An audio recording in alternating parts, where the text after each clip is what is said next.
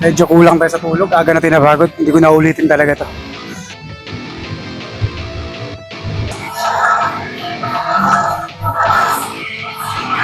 Oh! 9. Okay, 10. Pose.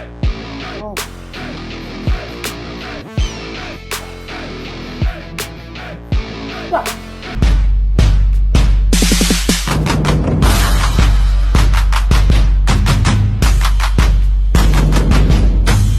What's up guys? Another workout, another day. So ay nagbabalik. Isang buwan tayong medyo nahinto. Hindi naman sa nahinto totally. Pero hindi tayo nakapag-workout ng diretso. Siguro once a week lang. Gym dayo. Guys, ang gagawin natin ay leg workout. Sabay natin si Jake.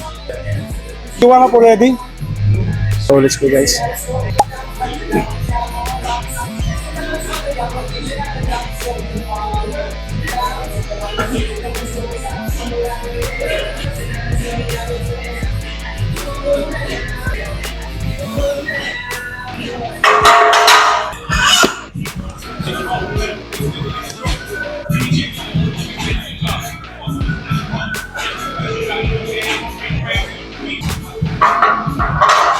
First set 10 reps, second set 10 reps ulit.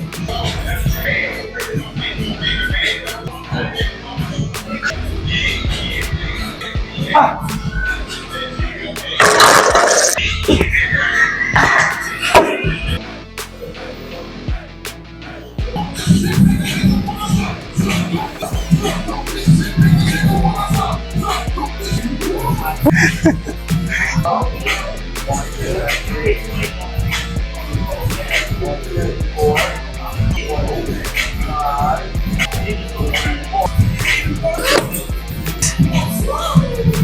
Seven.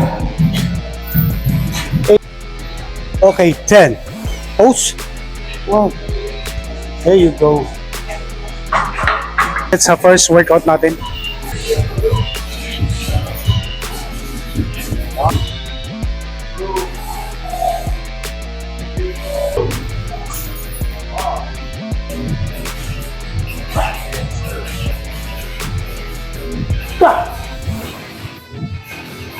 Ayoko na ulitin tong ganitong ano.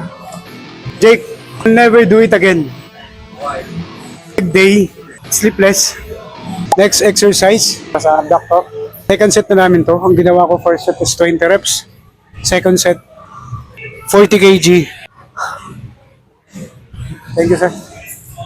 Bali, 4 set pa rin kami dito. Progressive overload. Let's go. Medyo kulang tayo sa tulog.